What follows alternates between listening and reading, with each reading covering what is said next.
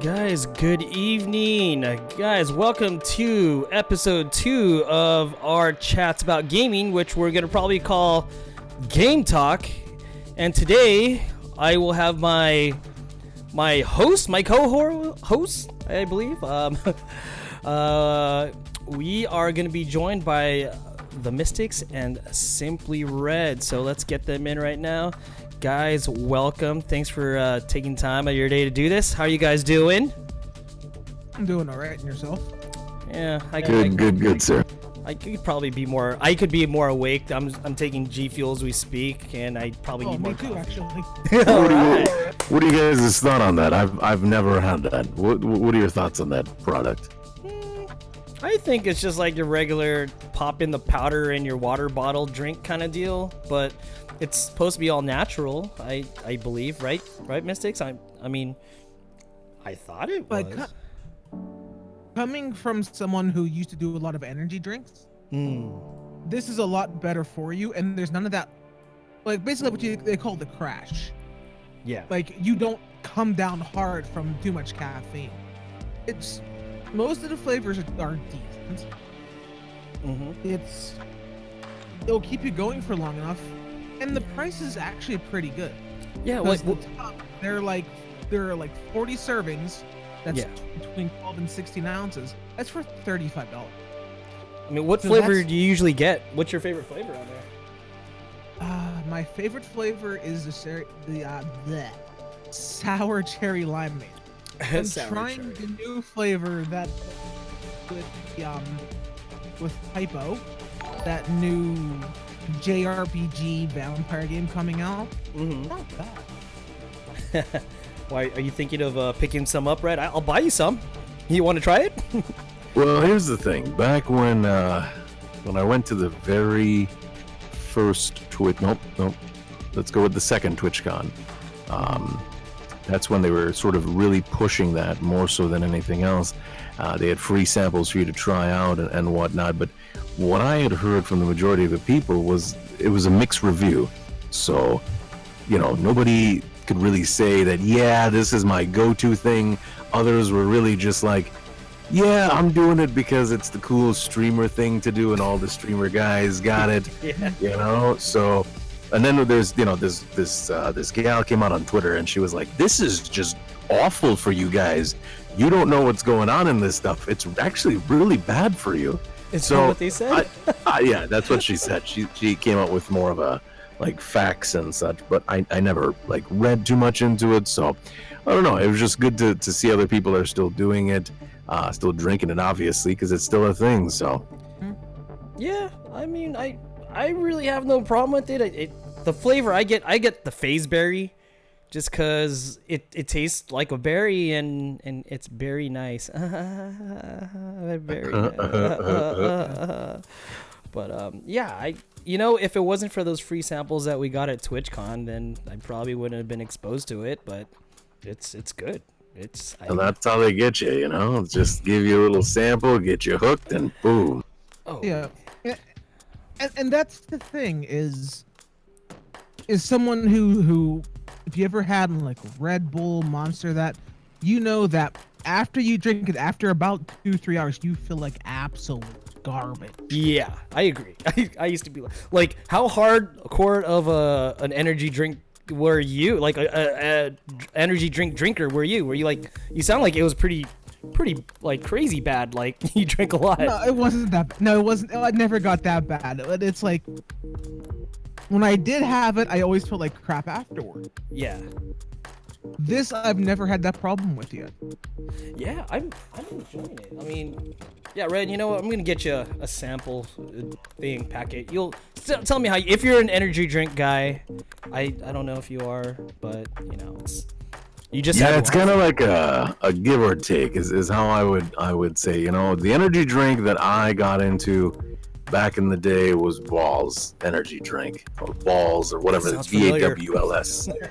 And it came in this really nice blue bottle that was ribbed for your pleasure, because on the end wow, it had a bunch of like little balls, and it looked like you could almost say it was like a kind of like a dildo in a way, but you know, it was this really amazing thing, because that's what they had at these land centers that we had here called the Stomping Grounds. And I think a place like that still exists somewhere in Texas, maybe. But yeah, that's where N Squared worked, and that's where I went and got my first taste of EverQuest, but more so was playing Counter-Strike there, and that's what they would drink. Wow. Was Balls energy drinks. I was gonna say, I thought you said N Square worked at Balls, or No, at no. at the PC cafe or whatever the. Yep, he was. He worked there because we hung out there so much playing Counter-Strike. Like, then this is early day Counter-Strike, and you know, because they had a really nice T1 line, and you know, we were playing against like the Minnesota Counter-Strike team, and you know, just dropping those fools. Like it got so bad where one of those guys literally came up to my screen and was like, "Let me see your desktop," and was looking for like cheats, any sort of like aimbot hacks, because we were just destroying them while playing, because we were sitting there getting better, getting really hungry. But anyway, that's off the topic. But yeah, Balls energy drink. You can look it up. They have different flavors and whatnot. So Can the three of us do some Counter-Strike sometime? Would you guys be down? Yeah, I mean, like, which one are you talking about? Global Offense. Oh, CS:GO. I mean, yeah, I mean, always open for playing some Counter-Strike every now and again. Because it seems like I still have friends that are like super hardcores about it still, and I know they got this Battle Royale on there too, is that right? There's like a VR in it? Yeah. Everything has a VR game now. VR, even Tetris. I mean, if Tetris has a VR game, you know that things have gotten to a really interesting stage. Yeah, it's very, very interesting, which I was gonna mention something about a BR game later on in the cast, but we'll get it to when we get there. But yeah, so basically I pulled some stuff off some sites, gaming sites and whatnots, and looking through Snapchat in the bathroom when I was, you know, sitting on the throne that you sat on before, which I should take pictures where it said Simply Red was here. I should put that in there. Right. But I'm just gonna throw some stuff at you guys and let me know what your thoughts on it. So let's get this going on. So first thing I saw when I was looking at the sites, they're talking about, you might have heard Dr. Disrespect's ban from E3 and Twitch, and you know, violating TOS, whatnot, and apparently he's coming back.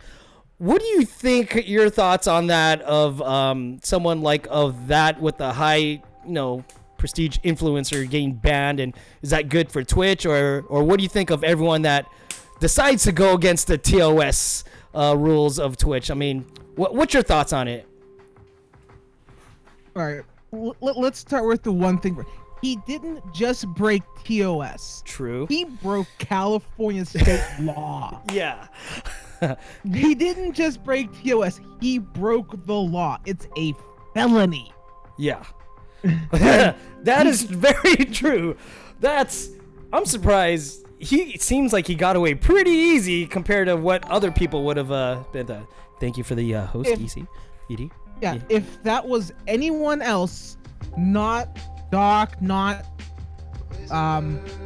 Ninja, not Summit. Yeah. If that was any of us, we would have been gone. Yeah. No week ban. No, what his was 2 weeks because he's back already. Yeah. His was 2 weeks. Yeah. Is it? I mean, do you think Twitch cares, even though he's probably made them so much money? Do you think that's it's a little slap on the wrist? Twitch did what they had to do to save face. That's Yeah. true. They So- couldn't. Good. Oh no! Sorry, I thought you were done. Go ahead. Let's say Twitch did what they had to do to say we don't condone this and we're punishing him, Yeah. while still going, hey, it's okay. You'll be back in 2 weeks. Keep your money coming to us. That's right. And I bet you that's what happened. You're right. They're probably on the side, like, you know what? We just got to show you as an example, set you as a sample of what's going on. But yeah, you're good, right? There's no way they would let him go. I don't know. What were you gonna say, Red? Yeah, so I was gonna say I absolutely agree with what Mystics is saying. You know, for me, he makes a lot of money for Twitch. Let's just be really honest here. He makes a lot of money because of his persona, the kids that are following him, and his antics. If he can go from being blatantly caught and you know, for cheating on his wife, Yeah. and still come back to Twitch and be welcomed back from his community and other things like that, and then start back up. I mean, this is just like a one sort of innocent, not really innocent, but he, as Mystic says, he did break the law in California. So, but I mean, he makes the money. If it was, you know, us or anybody else, it would have been, bye, take care, you know. And that's honestly the truth of the matter. People like that do get preferred treatment. You know, and Twitch is saving face because they said, well, hey, you know, we banned him for a couple of days, and guess what? The other thing that you guys are missing, he won't be able to do a subscriber only stream because he has an infraction on his account, and it hasn't even been 90 days. So it's going to be a while before he can do that. Big whoop. But yeah. I totally forgot about that. Is because as punishment, as an infraction, they won't let him do a subscriber only chat. That's true? No. For you to do a subscriber only, stream, Yeah. you cannot have an infraction for 90 days on your account on there. Oh, wow. So because it hasn't been 90 days since his infraction, he can't do any of those streams. Wow, did not even realize that, man. Well, I don't know. What do you think about that, Mystics? That's pretty big, right? I'm getting numbers here real quick. Go ahead and Oh, keep okay. talking while I figure this Even out. Eccentrics, he makes him makes money, and yeah, you did get something about that. Yeah, I mean, I totally understand. But did you see what his response was though?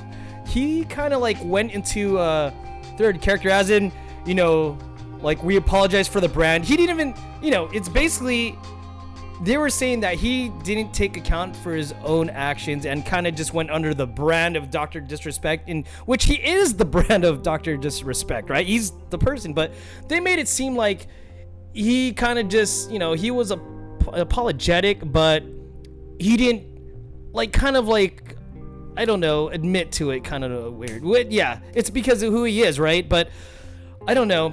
They had this piece on Kotaku about that, and he said that, you know, was he really apologetic? Was he like, did he really mean what he said? He did break some laws, like you said, but it was just kind of interesting that he just didn't straight out say, okay, my bad, it was me, I shouldn't went to a bathroom when, you know, people were just urinating here and there, and, you know, it's against all kinds of tosses, you know, in terms of service. Well, see, the big thing of why the fact that he went into the bathroom wasn't really the bad part. It was the fact that there were minors Yeah. and that was kind of what triggered a lot of people. Oh, hey, there were minors in that bathroom. Yeah. That was very true. That's he even said that it wasn't, I forgot. He said something about, I think they didn't think of the consequences of doing this. Like, it was his first IRL or something. I don't know if it was his first IRL, if he's ever done something like that before, but He said clearly he wasn't. Yeah, no, that was his first one. That was number one. It wouldn't surprise me if that's gonna be his last. Oh, I know. Well, stick with the studio. Stick with the bedroom game streaming. But yeah, wow, amazing. But again, he is a staple of Twitch. He is like their poster boy. So there's no way they'll, get rid of him. I mean, would you guys do something like that? Would you guys be no? Yeah, he's Okay, so Mhm. go ahead. Go ahead. So I was just doing some quick figures based on information I could find. On subs alone, this is correct. He is making on subs alone for Twitch almost $24,000 a month on subs alone. Wow. Not even like sponsorships or anything? No, that's just subs. That's the way that breaks down is there's 5,500 Prime subs, 3,427 tier 1, 111 tier 2, and 59 tier 3. Mm-hmm. Good lord. Out of all of those, 3,597 of those were paid, so that's me saying, okay, here's my $5, $10, $25. 1,000 of those are gift subs. Mm-hmm. So then other people are like, watch this guy, I'll pay for your sub, like that? Yeah, and now add on to that the numbers have gone down. Mm-hmm. Now add on to that let's go here real quick. How many people spend $126 on 10,000? $64 on 5. That doesn't include what he makes in bits, which, as we all know, that overhead, like for 10,000 bits, that's $100. Yeah. But the extra $26 goes directly to Twitch. So when you get 10,000 bits, all that 10,000 goes directly to the streamer. So when you buy bits, all that extra overhead goes immediately to Twitch. That's money for them. Yeah. Plus AdSense, plus sponsorships. That's just amazing how this guy is living the life, but they're paying him to do it. So, I mean, this is the same guy that didn't someone shoot up his bedroom a couple months ago, right? Yeah, on stream, someone actually shot. The one that was caught on stream was the second time in a week. See, that's scary. I guess the price you have to pay to become a top broadcaster. Oh my gosh! So the people know that he lives there. Yeah, that's amazing. What would you guys do if something was like that? If someone was kind of gonna mess with you? That's like scary stuff, right? Oh yeah, I mean, this goes back to this goes back to the whole thing when swatting was a big prank to pull on streamers. Is it still a thing? Well, I heard that it's kind of died out at this point. Okay, because that's stupid too. I heard you could actually tell like the cops or the police stations like you're a streamer or something, and if something happens or I don't know, there's nothing to prevent that. Yeah. I don't know. Because the big one with that was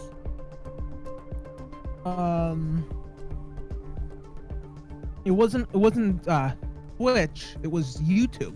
Mm-hmm. A group of content creators called the Creatures. Mm-hmm. They got in their office building, they were swatted on YouTube Live. What? They did? Really? Yeah. Dang. That's like crazy. I don't know. What do you think of that, Red? That's like, is it, stream sniping IRL edition? That's true. Yeah. Yeah, I mean, definitely we know it's something, a risk that happens when you're doing stuff like this. I mean, in both of your guys' channels, do you guys still get trolls? Not like before, right? You guys don't have that annoying troll. Do you guys, what's your tips of taking care of trolls in your streams? Let me go ahead. Oh, I just wanted to touch base back on the question you had asked about my thoughts on the sniping or the swatting, excuse me. It's such a weird thing that's going on. Like you are so bored or so full of anger or something like that, that's the sort of way you choose to spend your time, which is calling a SWAT team to somebody's house. And then the fact that something like that is so easy to, have processed through. If you think about that, it's like anybody could call and say, hey, there's a threat that's going on without any sort of verification, and they have to go check it out. And so we're in sort of the forces are in sort of a damn if you do, damn if you don't situation, because if they don't respond and something does happen, then they're going to be, at fault for not responding. But then when they go to do, to this, and it's something like this happen where it's like, this is a joke, it really makes us look bad, but it also, really pisses, I'm sure, them off. Oh yeah. To have to go and deal with those situations, because it's like, well, congratulations, you public, you can't even figure these things out, and now you're just kind of allowing us to be supervised by the government, and you don't want that, because that's going to end badly for the gaming world. Oh god, it would. It's going to be horrible. So I think it's just so stupid how common day people have sort of this entitlement, and that's the best way that they could spend their time getting back at somebody who is just trying to provide content for people at the end of the day. So Right.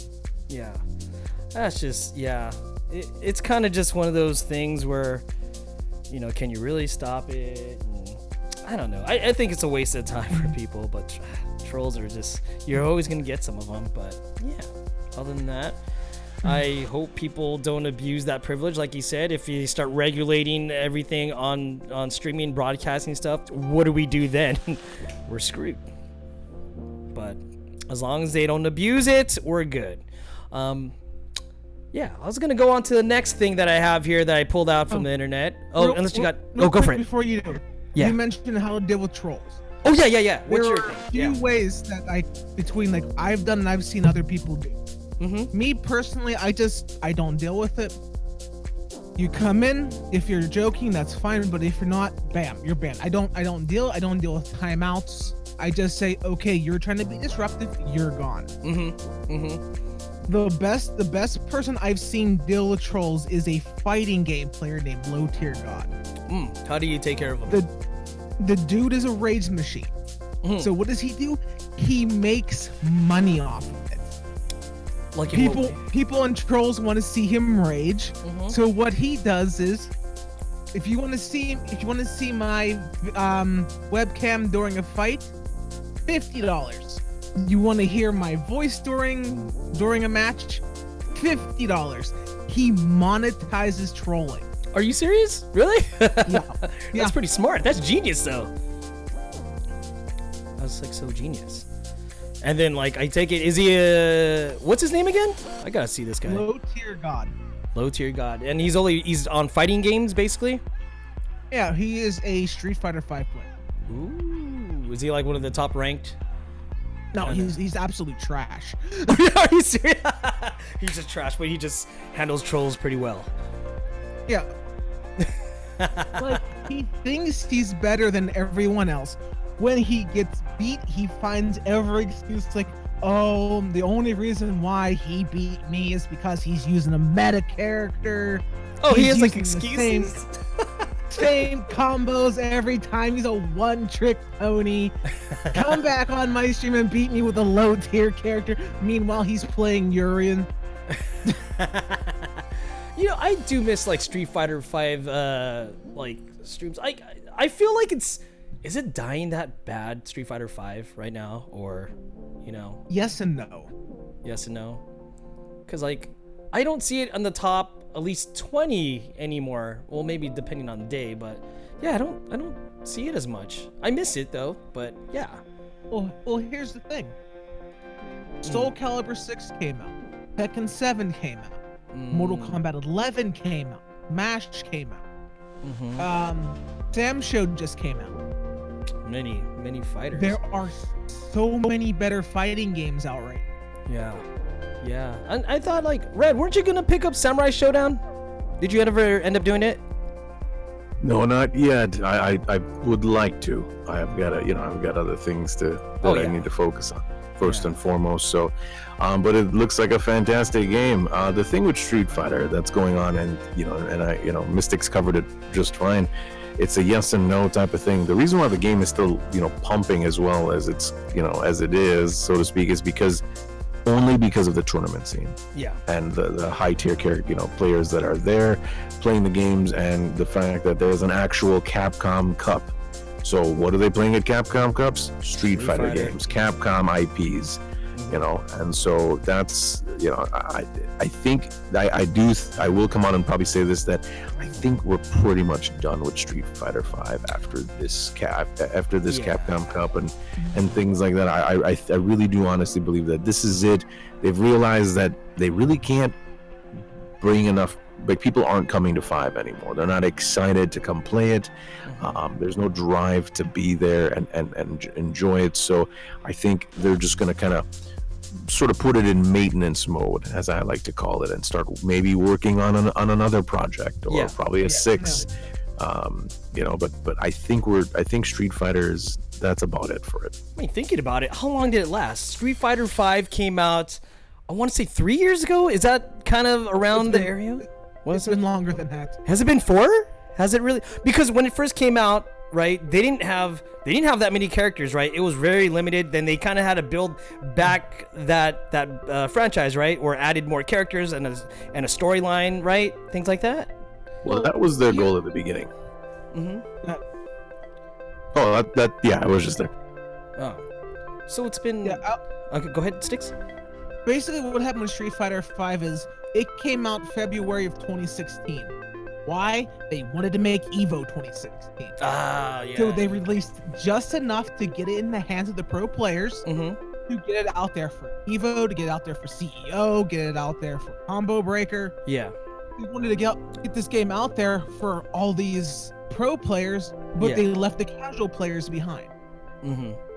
And the other problem with the way they did the mechanics of Street Fighter 5 is they've simplified it so much that if you watch two pro Ryu players, they look identical. You can't watch gameplay anymore and say, okay, that's Daigo's Ryu. Yeah. Or it's just like repetitive. It's really hard to differentiate now. Like, everyone has the same style. It's not that they have the same style. It's just, as he was saying, because there's no diversity and the game doesn't promote you making up things, it's hard for you to differentiate yourself from the next Ryu, because Street Fighter 5 is all about utilizing the maximum amount of combos at the right situations, and that's about it. And that's, once you learn what to do in each situation, there is no more creativity. Right. There's a ideal combo for this. There's an ideal combo for this. There's an ideal combo for this. It's the same combo for for whatever character. Whoever's playing it needs to learn this one. Needs to lead into this, into their bread and butter, into their clothes. Yeah. That needs to be what everyone needs to figure out. What they've tried to depend on is the mechanic of people knowing the inputs. Knowing that I need to do this, and this is one thing. But being able to do that is something completely different. But the problem is when you have Japan, like the fighting game scene in Japan and the fighting game scene here in America are two different things. Yeah. And Red and I have talked about this before, where in Japan, they share their tech with each other. Yeah. They train with each other. They play. They get better because they're out there playing over and over again, showing like, oh, hey, you play this here. This is what I'm doing. And they feed off each other. And then we're over here in the West trying to catch up to what they're doing. We see what they're doing and we're trying to replicate that. So we're always 2 steps behind. Yep. That, and we have this sort of stigma where we don't want to share our tech with each other. We try to keep things hidden, as a last minute type of thing. It's only certain groups that, and I would say this is probably the New York and the California groups. Yeah. And I know there's people, other segments out there that do that, but it's just for the longest while here, and that's an American stigma. It was that they kept their tech to themselves. Each person kind of kept to themselves. They fought. That's about it. It's only recently that since Japan, they're learning more and more about the culture and why Japanese people are so good. And these are American fighters going over to Japan And getting like a huge dose of, wow, this is insane what they did, because also video games are a huge part of their culture as well, and so they're not shunned by the general public. I'm so sorry about that. They're not shunned by the general public because the love of the game. They actually embrace it and promote and help each other, and that's why we're always behind. Yeah. We're just really late on the train on the boat, huh? We're just totally late. Yeah, and to take things one step further with that is, whereas like Brett said, you have your New York tech, that's with what is his name? Grimm's group. Yeah. And then you have the New York group, which is split itself as North Cal and South Cal. Yep. Because you have like Alex Valle's group, and I'm trying to think who runs North Cal now. But you basically have this subdivision within California where the fighting styles are so different. But because one's North Cal, one's South Cal, no one's getting together. Yeah. See, I like how we're really behind. Is it just me? Did they try to change the way fighting games are? Like, I noticed there's, like you said, you mentioned that they're trying to simplify, or one of you guys said that they're simplifying a lot of the fighting games now. I noticed a lot of these games coming out are like 3-button, I don't want to say mashers, but that seems simplified to like the whole 6-button concept that I grew up with Street Fighter. You guys notice that? Is it just me, or gotta? It's not that. Mortal Kombat was always a dial combat. Ever since Mortal Kombat 1, it was always dial combat. Especially when NetherRealm took control. You have to hit forward 1, 2, 3, 4. Yeah. Then you can go 2, 3, 3 or 2, 4, 4, 2, 4, 3, and you can start linking these.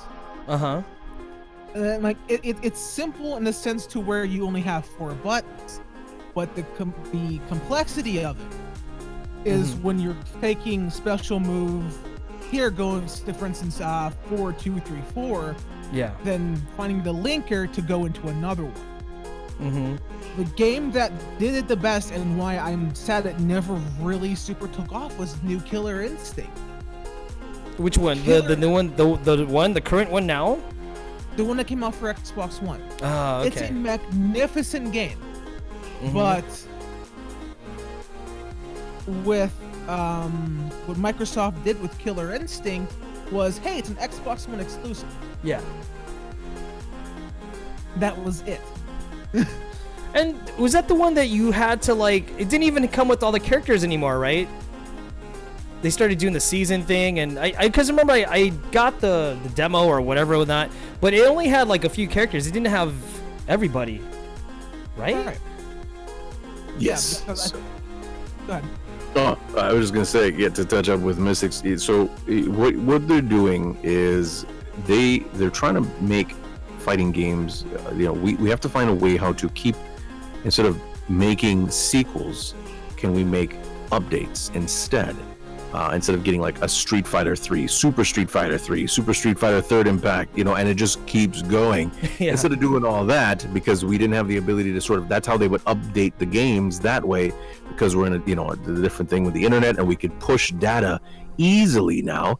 It's easy to update that way. And then Killer Instinct came in, and they're like, you know what, guys, we're going to set the standard for some stuff, because we're bringing back the franchise. Yeah. And that's exactly what they did. They did a fantastic job showing how seasons can work, how to build hype for new characters, getting, established fighting game pros on board to come in, show off their game, talk about it, try to get more people engaged, coming new and old people back into the Killer Instinct franchise. Yeah. And I think they did great, but I don't think that Killer Instinct has the staying power, because unless you were brought into Killer Instinct when it first came out, Yeah.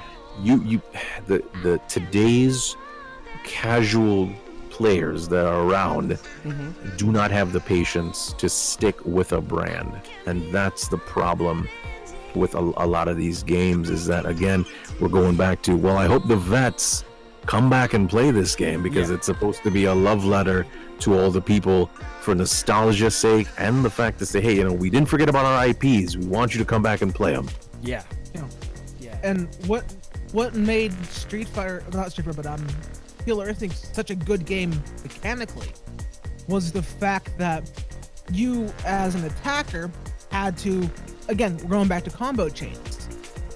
You couldn't do like you do for Street Fighter, where you have one combo chain. Yeah. You had to have 5 or 6 combo chains off of one starter. Because what happened in Killer Instinct is you can lead into a combo, and certain frames they allow them to combo break you. Yeah. But what would happen is if you have these different combos all leading off from the same combo starter, Yeah. you could switch it up, and if they screwed it up, you reverse the combo breaker and did even more damage. Yeah. Yeah, I noticed that they do that. I believe in Samurai Showdown too. You just do what do you call it? A reverse of a reverse, or just like what would you call that? I'm trying to think what they called it. Yeah, I remember what they called it. Killer Instinct. because I know in Samurai Showdown, I was doing the tutorial, and you actually could change your. I guess if someone was attacking you, you're at a hold, you could reverse that and do something else, and then back off, and it was even more powerful than it was. I don't know, but I think that's you got to know your combos. You definitely have to know that. Well, they're called lockouts. Is it lockouts? Yeah. In Killer Instinct. So that's an interesting take on the combo system for sure. Yeah. I do like how they're innovating it. They're making it different. Does that seem to be the standard these days now? Well, like Killer Instinct was never a 2v2. They never had that, right? Like a little tag team action. It was only still a single character you pick that you grind all the way through, right? Correct. Okay. Because it seems I see more games now that come with that 3v3, 2v2. And I think we were talking about that with Marvel versus Capcom Infinite, where it wasn't popular because everyone was used to this 3v3 method. Now they decreased it to 2, and it kind of just died out. That's why Marvel vs. Capcom 3 was held like a better game than that. Is that correct? Well, Marvel MVC Infinite was also bad because, one, the art looked like a joke. Oh yeah, that was trash. Yeah. The storyline was painful. And because of the petty shit that was going on between Marvel and Sony, they couldn't bring X-Men in. So they had to revolve it around the MCU. Yeah. So then, I mean, that totally avoiding the X-Men right there, right? Like you can't have Marvel without the X-Men. I mean, they're big on it. Fantastic Four, X-Men, Spider-Man, anything. Oh, those three worlds they couldn't put into it. Yeah. That's just. That's that true. was. Again, this is going on, and then we can go to the next topic real quick. But that's the reason why the X-Men comics died and why the Fantastic Four comics died. Was Marvel basically said, "We're not giving you anything. You're not giving us our movie back because that was in Sony's contract." Which is why there's so many X-Men, why there's so many terrible Fantastic Four movies, was as long as Sony was making one every so many years, they didn't have to give up the rights. Yeah. But the problem is, if Marvel wanted to create a new mutant, the moment that went from pen to paper to print, the moment that hit comic book shelves, Sony now owned all movie rights to that character. Yeah. So they weren't going to give Sony more stuff. Which funny that you mentioned that, because when I was in the bathroom, I was in the can and looking more at the Snapchat stuff. I did see something about Venom, the movie Venom with the reason why they didn't have well, I don't know, they had this thing where, is it true that Sony still somewhat have the rights to Spider-Man and they're just actually letting Marvel use Spider-Man in their movies because they get a cut of the profit, and then what they're gonna do with that, I don't know what's gonna happen after. Is that right? Sony and Marvel are starting to play a little bit nicer to each other. Okay, but it's still respectively Sony's property? Technically, yes. The Spider-Man universe is still Sony. Mm-hmm. So that's why we see Spider-Man in all these other, MCU stuff. So Yeah. They're basically playing nice. yeah. Well, on Fox, on the other hand, Disney's like, okay, you don't want to play nice with us? Buy them out. But well, that was a good subject at hand. So we had a lot of info on that. I'm gonna go into these other subjects where they're not as big and stuff. You guys, what do you guys think of the whole battle royale deal? Are you guys like into it? Did you guys somewhat get into it? Fortnite, PUBG, and all that. Are you guys big fans of it? We need something new. What about you, Red? Are you a fan of the BR scene right now? So I've never been a fan of the BR scene personally. Yeah. I'm more of a team player. Yeah. And granted, you can have teams that go in together and whatnot, but it's an interesting concept, I'd say, but I think it's just sort of one-dimensional at the end of the day, because it's just get to the circle. It promotes skill, don't get me wrong, because it's all about finding the things that you can get to make sure that you can it helps you and makes it to the end. Yeah. But that's just it. Like, it's hard for me to take the game seriously, especially trying to make it an esport when the majority of the things is random. It's hard to, and I know this sounds weird, but random games have, like, that's a hard thing to make an esport out of, because you could have a really good player, Yeah. and he gets nothing, and he gets killed because he wasn't able to find a good weapon or something like that. So is that his fault for how the situation played out? And so it's tough, but then you bring in things like, well, what about card games? That's all random, right? But there's still an element to the fact that you are kind of controlling your deck. Yeah. And you've got that, at least what's kind of rolling for you in a tournament setting with the decks that you bring into play. So I don't know. I think because of the success that a lot of others that have that companies have seen that has happened, they want to jump on that, and that just shows a lack of imagination. You are not creating, you are copying. Leave that to Blizzard. Yeah. Let them continue to steal things from people, because they're only good at that. And to prove that statement even more, Mike Morhaime came out and was like, he did a very recent interview, and he said, because they asked about not Hearthstone, but they asked about Heroes of the Storm and why it was failing.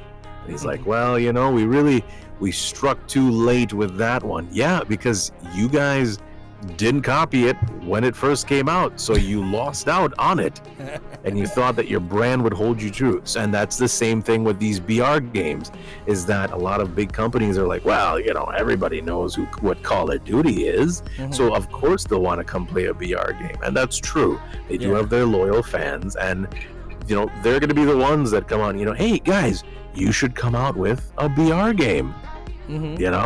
Make it come on out, make it happen.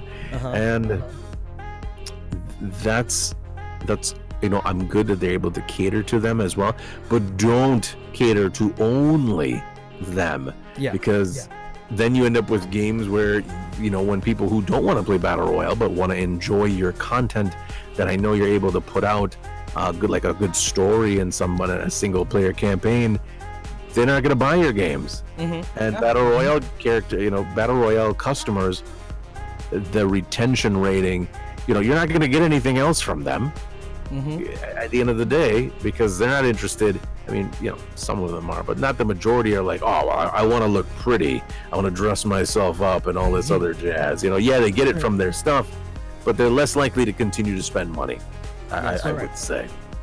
Yeah. And the thing is, let's go ahead and talk about one of the big BR games, Yeah. Fortnite. Mhm. Guess what? Didn't start as a BR game. You're right. It started as a survival, right? No, it was a tower defense game. It was tower defense where you still had to build stuff, and is it like every 7 days a die kind of deal? The monsters come in. It was more like, the best way to describe it is you have waves of enemies, so you're looking at a tower defense Yeah. where you build stuff. Like you can build, you had to grab resources from around the environment, and you had to protect objectives, and that's a lot of fun. But then the BR mode came out, and people like me who spent a butt ton of money to play the other game, Yeah, oh man, we pretty much got left in the dark. that's crap. That sucks. Yeah, because I loved Fortnite. I loved the idea of what Fortnite was back when it was this fort builder.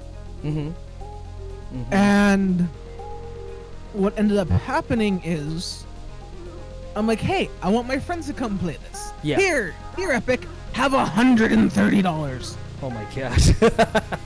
Yeah. Because they offered this, they had different tiers Yeah. of game, and the most expensive one was like $125, and you got 3 extra copies of the game. I remember that. I'm like, I like this game. I want to play it with my friends. Here's a key for you, a key for you, a key for you. And then Battle Royale came out. Free for everyone. Yeah. Yay! So Guess what you guys get for buying the game before? Nothing! And we'll just leave you in the dark. That's it. I remember you and Red you guys started that when Fortnite first came out. The first, I'm gonna call it Fortnite version 1.0, where you guys actually, it was a team. Yeah, well, not a team. I don't know. You guys could go in groups and just defend your tower, like you said, right? And you guys had a big group at that. It was a 4-man squad. It's called Survive the Storm. And they had a really good story behind it. Yeah.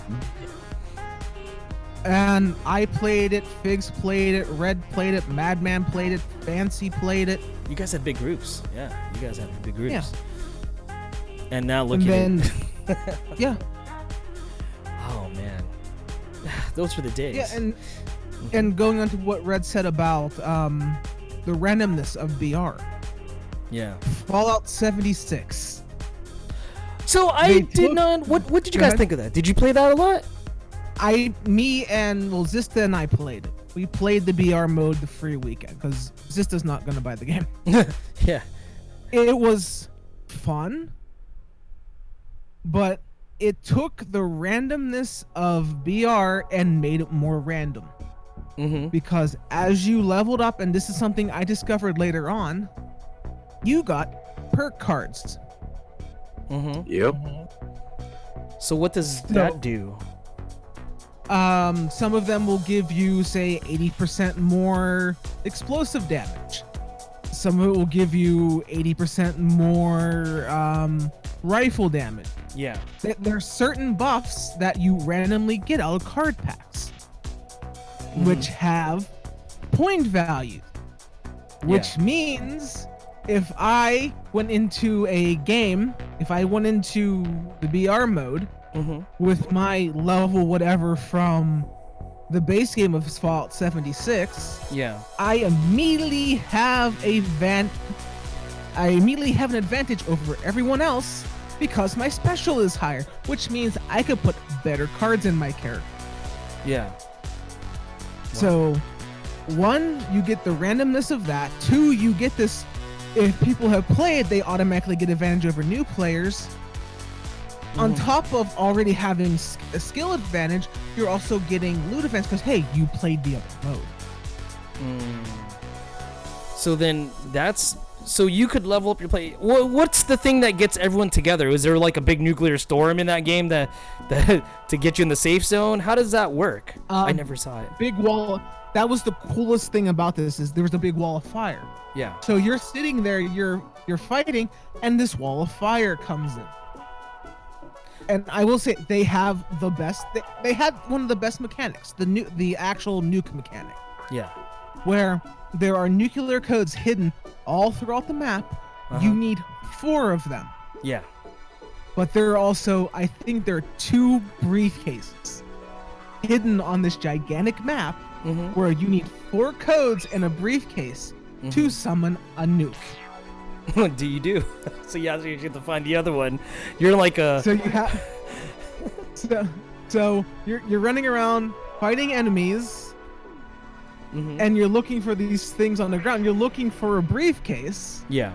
And then watching the nuke drop was amazing. Yeah. I luckily, Zista had already died. I luckily had a hazmat suit, and I was just outside the blast radius. You could see the tactical nuke fall down and go boom. Oh crap. Yeah, it's a good visual. I know, because I see that mushroom cloud. That is like a big mushroom cloud, or just boom. Yeah, Just... big mushroom cloud, and then you go into it, everything is red. And I got to go in because I had a hazmat suit. So I'm sitting there, look at me, I am in the middle of their fallout. Well, that is a nuclear fallout. That makes perfect sense. Yeah. It's an interesting concept. Like I said, the only thing I didn't like was the fact that you have these perk cards that are going to benefit people randomly. Yeah.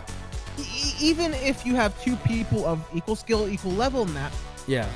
If I find a weapon that I have a perk card that says I get 80% extra damage with, Wow, that's big. Ooh, so that would be like the thing to get, right? yeah.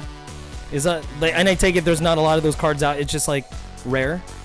You get you get a card pack per level, A card and pack. you get so many skill card per packs. It totally reminds me of, because I was one of the ones that bought Battlefield, the Battlefield Battle Royale, where it's like a Ring of Fire as well, and that thing died out pretty quick. I think I wasted my money on it, but you know, it was fun for a while. It lasted.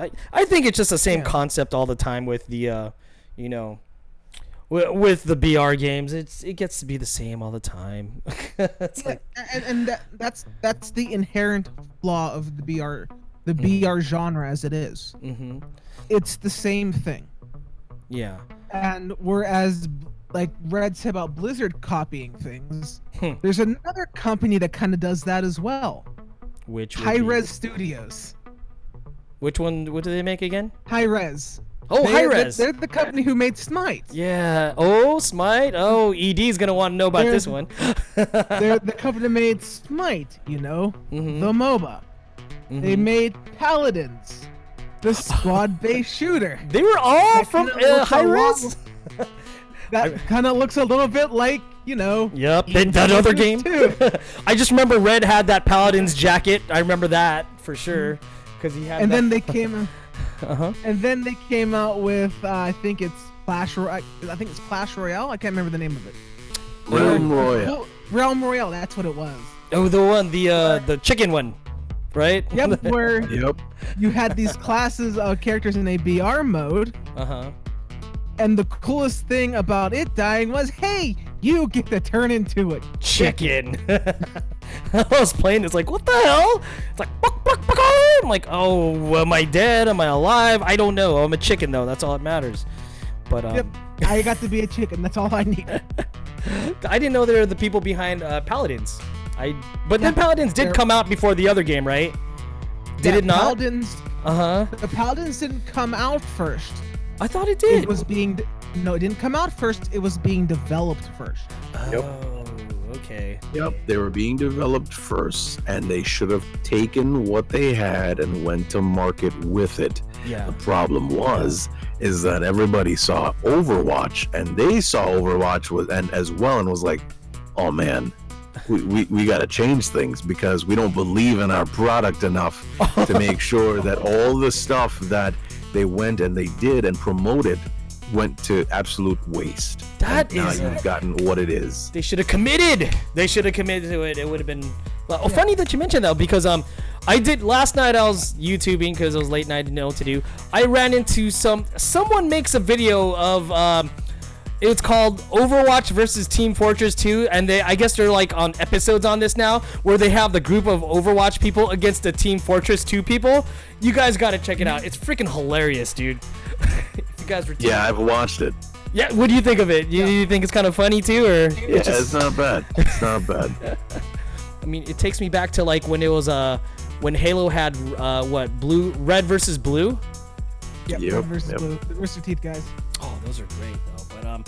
But I just find it funny that like Paladins could have been something, but that's what happened, huh? They just didn't feel like their thing was up to par to Overwatch, so they just bailed on it, or I don't know. No, they didn't bail on it.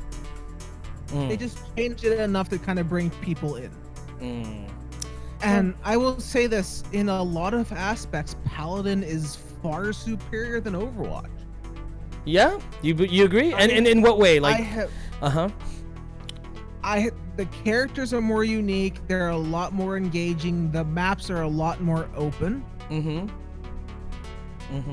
Because one of the big issues, and this comes from me, where I've played TF2, played Paladins, I've played Overwatch. Yeah. One of Overwatch's biggest flaws are their map design. And like, what's wrong with their maps? Choke points. The fact that you have a game where you can have a 3 shield or 4 shield meta because you have Winston, you have Bridget, you have Orisa, and you have Reinhardt. 4 shields in a single choke point. Eichenwald is horrible for this. Yeah. Eichenwald is... Hello?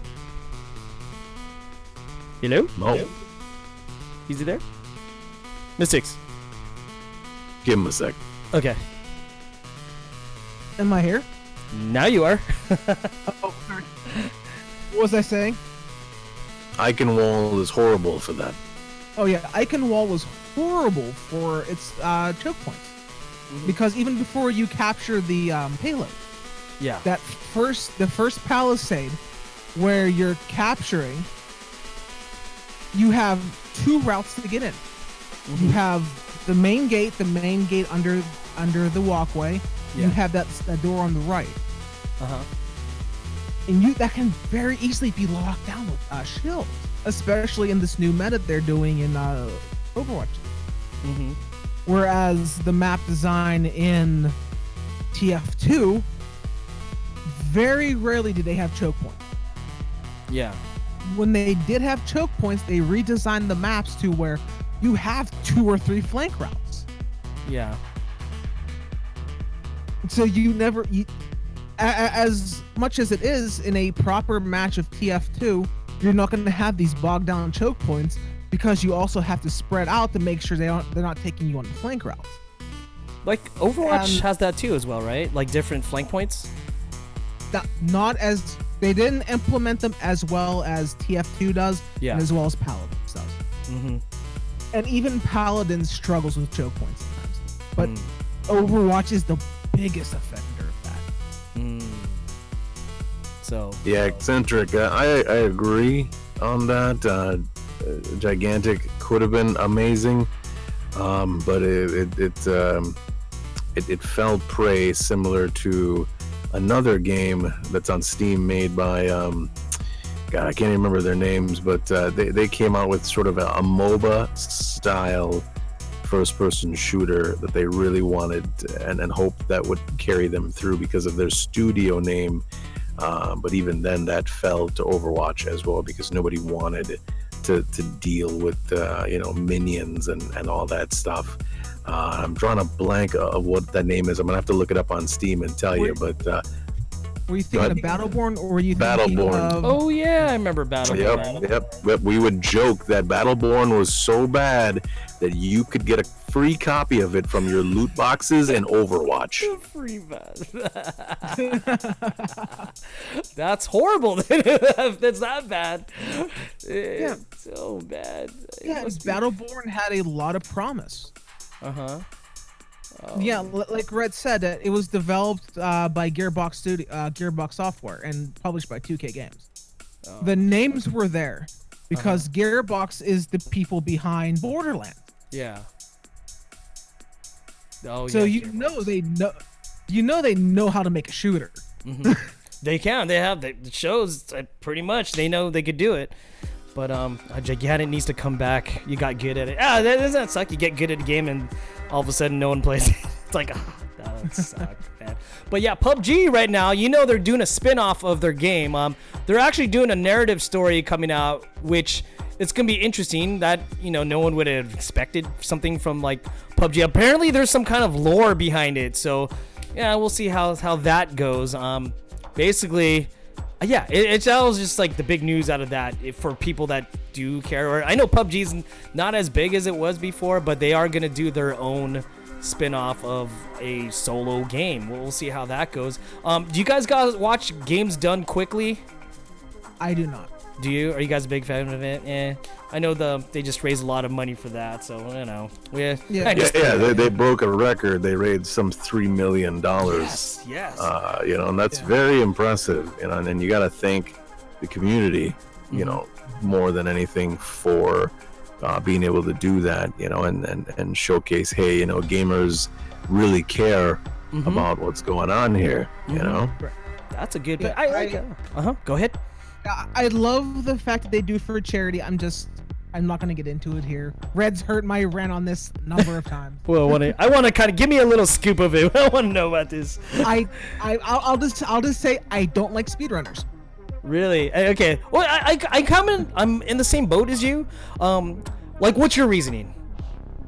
My reasoning is, as much skill as it takes, they're taking the purity of what the game is, flaws and all, and they're exploiting. They are. Mm-hmm.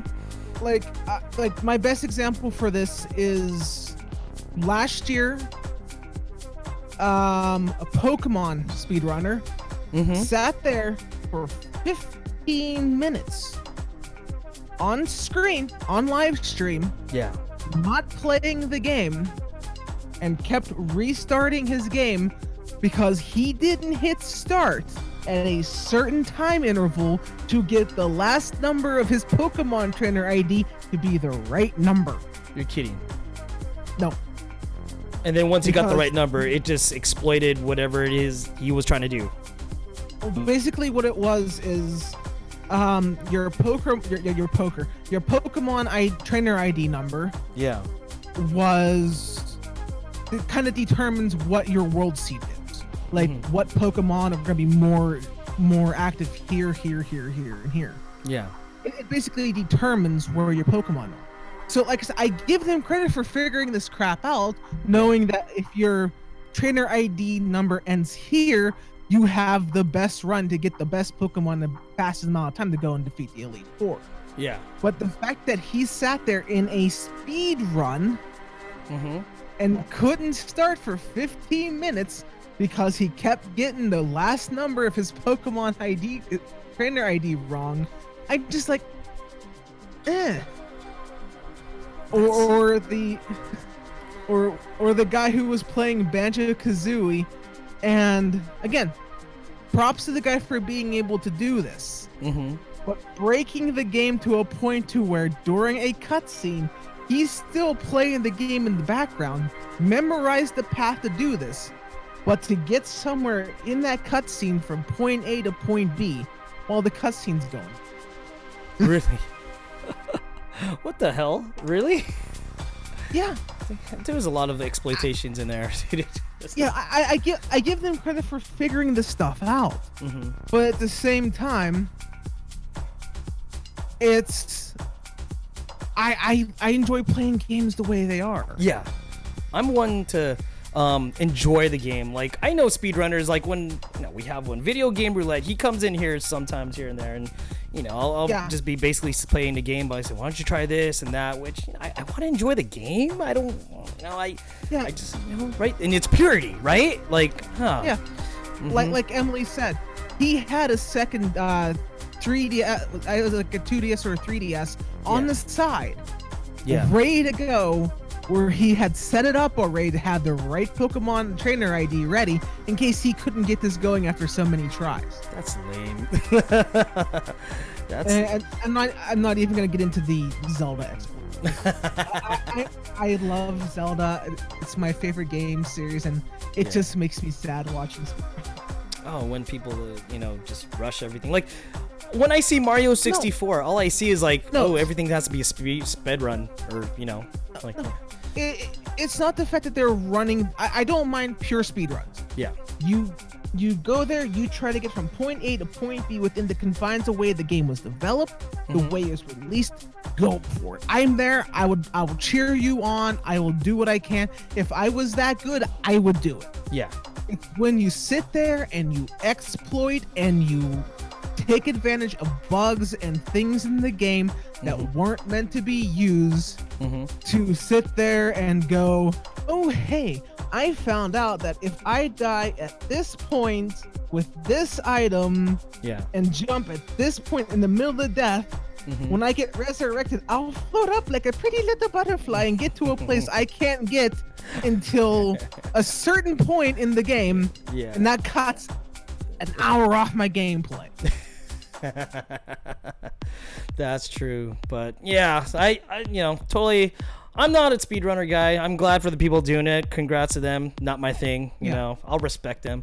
Are you guys familiar with Team Liquid? Right, you know that one esport team that well, I guess they're good at like League of Legends, Dota, and stuff. Have you seen their jerseys lately? The new one that since I guess they got partnered with Marvel, so then their jerseys are actually Captain America looking jerseys. I don't know if you guys seen that. I actually bought one myself. It looks tight. You guys should check it out. You guys seen that? Oh, that's cool, actually. Yeah, that's actually pretty cool. Yeah, they have that. They have the Avengers Endgame one where they, whoever hasn't seen it, spoiler alert, when they go back in time, they got that jersey. I bought a Captain America one. They have an Iron Man one. Something if you guys like collecting things like that, or you want to support the team, or if you like Avengers, something to check out. And are you guys gonna get into WoW Classic? Are you guys getting ready for that? Yep. Yeah, big time. How about you, Red? I'm actually excited for it. You too. I know you are. Definitely for sure. And Red, you're a WoW guy too, right? Yeah, but I've got my own personal views on that. And like, what's your thoughts? What I think is gonna. Ooh, I want to know what's on your mind on it. Well, here's the thing. So, people who are excited, truly excited for Classic, are excited for a couple things, and that's so that they can feel relevant again. And I know that sounds really weird and a really shitty thing to say, but those are the people that right now are bored with the current state of things and they have no desire to be there. There's nothing fundamentally wrong with how the game is now. It's just they've been doing the same thing for so long that it's boring. And yeah, there are a lot of classes that are just a former shell of what they are. But I'll tell you this right now, if you think you're going back to Classic to have a great time, I can guarantee you there's going to be a huge chunk of people, and we were just talking about this last night. It's kind of funny that you bring this up, because Algebraic, she's super excited to play Classic, and I understand where she's coming from. She's excited for the community aspect, for the feeling of being recognized on your server for being competent, for people going, hey, that's that awesome healer and things like that. So then we come back to my original point. It's about recapturing the nostalgia from when they first played the game. These are some of the elite people that were out there. Those are the guys that sat around on their mount with their awesome armor, and you're this new person that just came in and you're looking at them in amazement, and they're just looking down at you like, yeah, that's right, look at me, I am pretty, I do look good in my armor and whatnot. But that's just it. There's the key word: looking down on you. They can look down on you because they had the ability to figure out how fights went. Again, we come back to sharing resources and knowledge. So back then, top tier guilds never shared how to beat bosses. They kept that information to themselves until some time has passed or other people figured things out. But now it's completely different. We're able to share things easier. We're able to data mine, abilities, bosses, fights, all that stuff to relatively figure things out. We've got races of the top guilds now that stream how these fights go, so everybody take notes, you know, so it's That's just easier. But that's really what they're looking for, is this sense of community, this sense of happiness. Well, guess what, dude? The same dude that's giving you crap and saying you're mama and calling you this, that, and the other, guess who's gonna be there in Classic as well? Those people that you're gonna have to be dealing with as well. So I get it. I'm excited for those that those who've never had a chance to experience Classic. That's gonna be great for them. You know, but these people who have their rose-tinted goggles on, a lot of them are in for a rude awakening, because we made these changes. Blizzard made those changes. Some of them, and a lot of them, is the quality of life changes. Yeah. And when you go backwards and you realize that you don't have this and something doesn't work, you're only going to tolerate that for so long. Yeah. You know. Yeah. And I'm just sorry for that. And this is speaking from me. I got a WoW subscription to play in the last beta test Yeah. because I wanted to try the game. I wanted to say, am I going to enjoy this? Because for me, I get very little enjoyment out of playing WoW now. I really don't. And did this rekindle it, or it doesn't sound like it? Yeah. No, for me it did. It absolutely did. Oh, Because nice. I'm one of those people who played WoW in beta, through vanilla, through Burning Crusade, through Wrath of the Lich King, and then Cataclysm happened. And what happened there? And then I just like everything, how they changed everything so much so quick, I just didn't enjoy it. So I went back, and I've been a Horde player for life. Horde for the Horde. I have always been a Horde player. My first character was an undead mage named Safaru. He was a mage. I had him all the way up through Cataclysm. Yeah. I played Alliance for the first time during the WoW Classic beta with Algebraic. And how did that go? At first I missed a lot of the quality of life changes. I'm like, oh hey, where is my quest list? Oh hey, why can't I see this on the minimap? Yeah. Things that I've gotten used to aren't there anymore. But then it became, and I'm not to be contrary to what Red is saying. For me, as someone who played back then, Yeah. the game felt new again.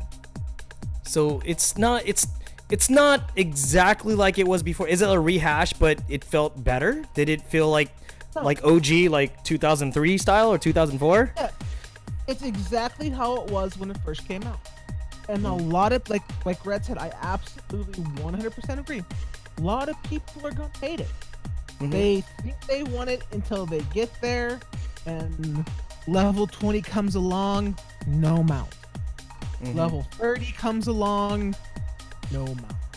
Level 40 comes along, hey, you can get a mount. Guess what? You're too poor to get a mount. So then you start saving. And by level 60, you might have finally had enough gold to buy that level 40 mount. But guess what? Now you get your level 60 mount that you want to get. Yeah.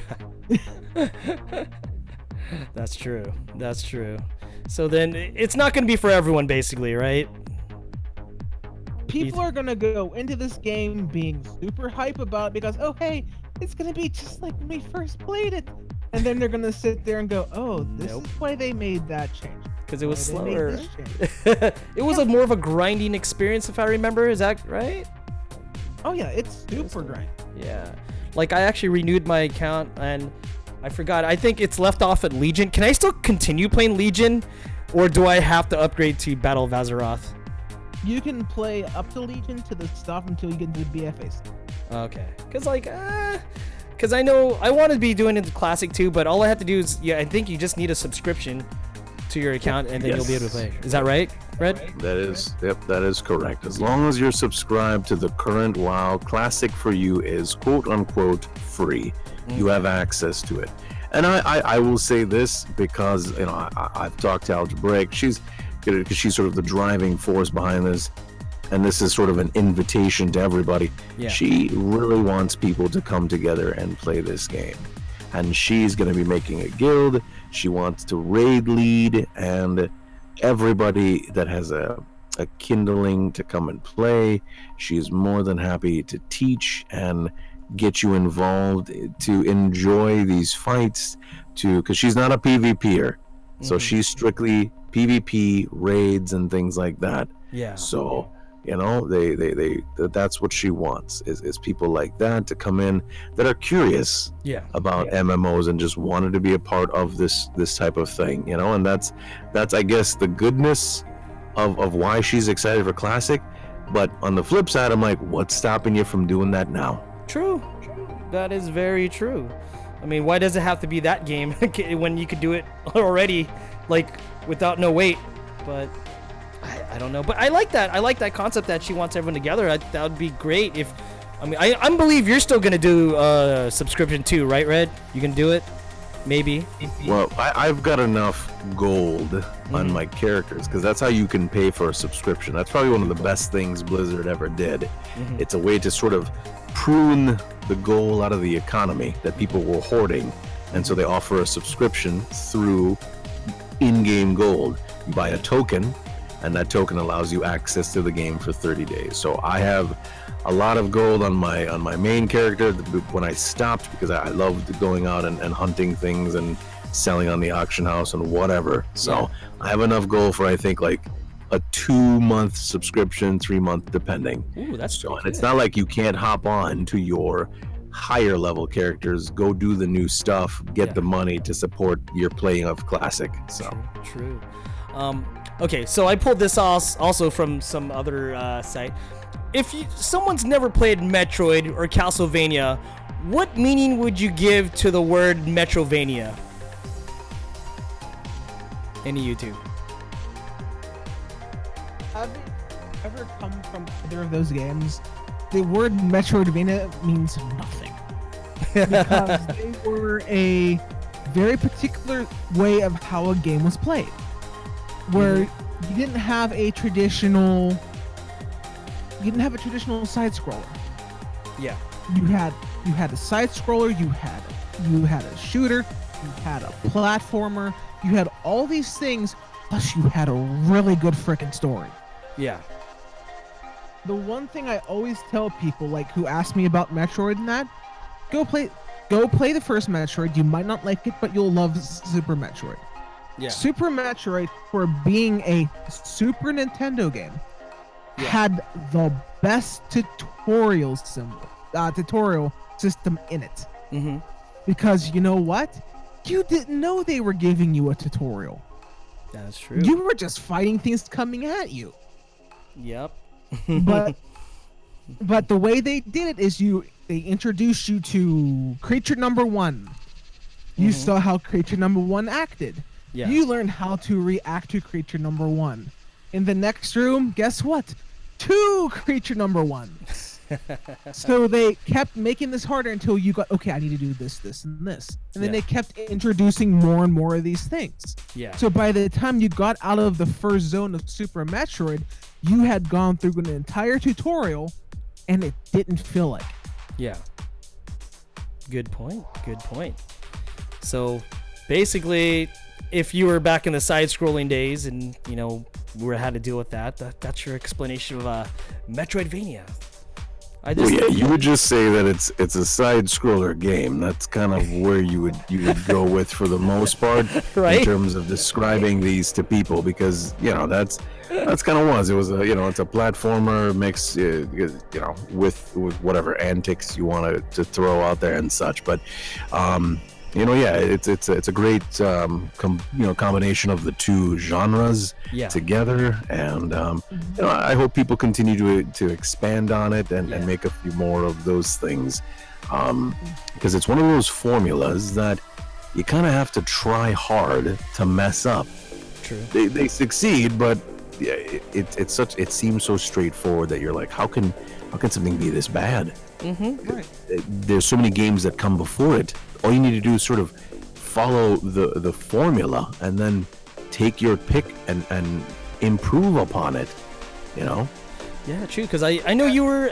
Can you consider Katana Zero one? And I know Mystics was doing what Bloodstained. I know Bloodstained is a true Metroidvania thing. Was Katana Zero pretty much the same thing? No, not yes and no, but not really. It had a good layout similar to that, but it was very straightforward. There was more stages than it is a gigantic thing that you're exploring. Yeah. You know? Yeah, that's true. Oh, I want to invite everyone in chat if you guys want to ask Simply Red and Mystics any questions. We're winding down now, so if you guys want to ask them anything about anything, ask them anything, I guess. I don't know, but yeah. Yeah, and here's the thing about the new Bloodstained game. Mm-hmm. Even as buggy and as bad as the Switch port is, it's still fun. You look like you had a good time then. I was there until except that last level, which you cut off. That's when I cut off because your power went off. But Yeah. you look like Power. it was. You were there, man. You were there. I was having a blast because the day before I had played the precursor, Yeah. Curse of the Moon, Yeah. and that was very much a almost reskin of Castlevania 1. For all extended purposes, that played like Castlevania 1, and it brought back a lot of happy memories. Mhm. So, Bloodstained Ritual of the Night came out. I got it for the Switch because if it's a multi-console thing and it's out for the Switch, I always get it for that. Yeah. And you do a good job with those games. You look like you're having a blast, dude. You're totally having a blast. yeah, graphic-wise, there you can see from Steam version to Switch version, Yeah. you can see the graphical downgrade. There are some bugs, they're working on it, but I do not for a second regret buying this game. That's when it's a good game. It was worth the money. It is definitely worth the money. Here's a question for both of you. Meg asked, best Steam Summer Sale game for someone who just started PC gaming and missed all the games. Both of you, go. Depending on your budget, Bloodstained's Ritual of the Night. Okay. It's on the Steam. It's currently on sale for I think it's on sale for like $5 less than it is. Yeah, it's $34.99, I believe, right? 34. That's the sale Yeah. price? Yeah, I think $40 game is up for $36. If you want to play a good platformer, Mm-hmm. like retro style Metroidvania game, absolutely get it. If that's too much of like a price hike, you have things like, if you like simulator games, 2 Point Hospital for $18. Binding of Isaac, if you haven't played that. Oh my gosh, that's very- classic. Classic. But Binding of Isaac Rebirth, Yeah. very Zelda dungeon, like $10. Mm-hmm. How about you, Red? Any suggestions for someone that's never done PC gaming, I guess? Well, having sat in a couple of Meg's stream and stalk in the early mornings as she changed her time frame, I can sense that she likes to play The Witcher and Apex Legends. That's kind of her two big games that she does, and so taking that into consideration, she's very much story driven or like really action based. Right now, I think one of the very good games that you should sit and enjoy, that would be Firewatch. It's a game where you play a park ranger and you sort of go through this everyday sort of event that happens on this first day of the job. Yeah. And there's a lot of good story there, and it's only $4.99 right now Very good on game. Steam with very positive reviews. It is truly a delight to play through something like that for your stream. Absolutely, I would hop on board and have a good time with it. I would say if you want to challenge yourself and really bring your viewers into your channel, into the game that you're playing, you need things that will really suck them in. And I recommend this game out of pure evilness. I would say the evilness in my heart will be recommending this game to you. So you should definitely pick up The Darkest Dungeon. That is a game that absolutely everybody who sees, for the most part, if they're a fan, they're going to come to your channel. They're going to ask to be a part of your group. And you're going to learn quickly how punishing this game is, but also very rewarding at the same time. And the fact that you can create your viewers in the game, that keeps them sort of engulfed, because they come back. Did my guy die yet? Is he okay? What's going on, Meg? Save my guy. You know, so really there's a huge following for it, and I really recommend getting the game. It's been a game that's been relatively, like, very, very dear to my streaming career, and overall, just, you know, with devs that actually pay attention to I was so anal about something they had in the game. It was just a drawing of when one of the characters would pick up loot, there was an ink stain that was still in the game in front of the beard of the character. So when he would pick up loot, this random blotch would show up, and I'm like, that's so small, but it bothers me because I can see it. And I pointed out to them on Twitter, and they went in and erased it, and it was gone, cleaned up, perfect. You know, and I'm some random schmo. I'm not a big streamer or anything like that, but it's because I'm like, hey, you know, this looks unprofessional. At the end of the day, just clean it up. And they did that. And yeah, you know, it feels great to think that you had an impact on that. That's a very good choices, man. I'm gonna go ahead and start cutting this down. What's up? Oh, my game? What I'd pick? Yeah. Good question. I'm one that likes big title games. I used to like small ones. Last small game I got on the cheap was I was old school. I got A Boy and His Blob. You guys familiar with that? Where you have this blob and you feed it jelly beans, and then it turns into certain ladders or whatever you need to get onto the other levels. I'm kind of like old school like that. I like little games. I think the last thing I got was Blaster Master Zero. I don't know if that was that was a classic one. Like, you know, it just reminds me of the old NES games. You're a little guy to go in his little rover car, and you just jump around, and you're against like weird looking alien stuff or plants or whatever. But yeah, I'm like more of that side scroller kind of guy, and other than that, I like the big title games. Like, I'm playing a bus game for the hell, you know, and that made me happy. Thank Mystics for that, and I love those kind of games. But other than that, I'm not. It doesn't take me much to entertain me.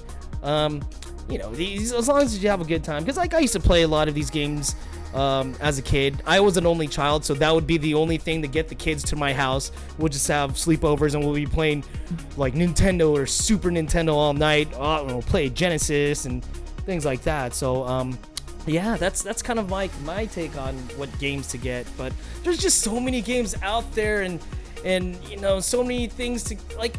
Look at, I think Reddit and Mystics know, like, we probably bought so many games, and there's some that we haven't even opened yet, which is ridiculous. It's like, I don't know what you're talking about. Well, you probably do all yours. I do buy some other things like on the sales, and somehow I forget that I bought this something, and then I come back to like, oh, I didn't know I had this, and yeah. But I say that as I look at my Steam list that has over almost 500 games, right? And then my humble bundle, which has another 30 some. Yeah, I forgot the humble bundles as well. You buy that one pack, it comes with 4 or 5, 6 games. And I'm always deleting and reinstalling, delete, reinstall, blah blah blah for storage space or things. Yep, right? Exactly.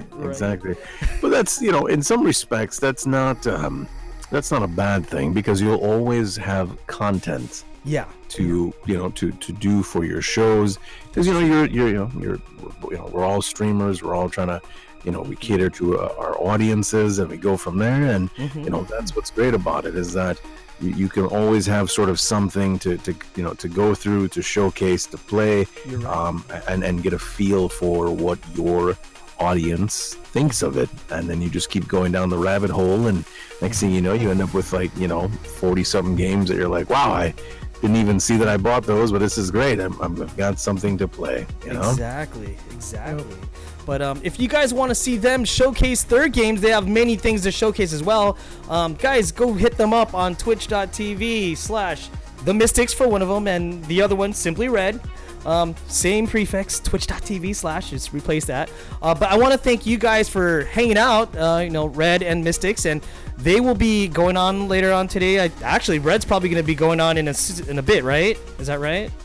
Yes, sir. Yes, sir. And Mystics, are you going to be going on too as well? Tonight? I'm not sure, but I'm definitely going on later tonight to co-stream the digital release of Magic the Gathering's Core 2027. You guys, that's gonna be awesome. It's gonna be awesome. You guys gotta hit up their streams. But again, I thank you both for hanging out this afternoon, and we are doing this as a weekly thing. I guess we're gonna be doing this Tuesday afternoons. Is that cool with you guys? Works for I'm me. here. Awesome, guys. Don't forget. Hopefully next week I'll have sleep. Oh yeah, this guy's running on 12 hours right now.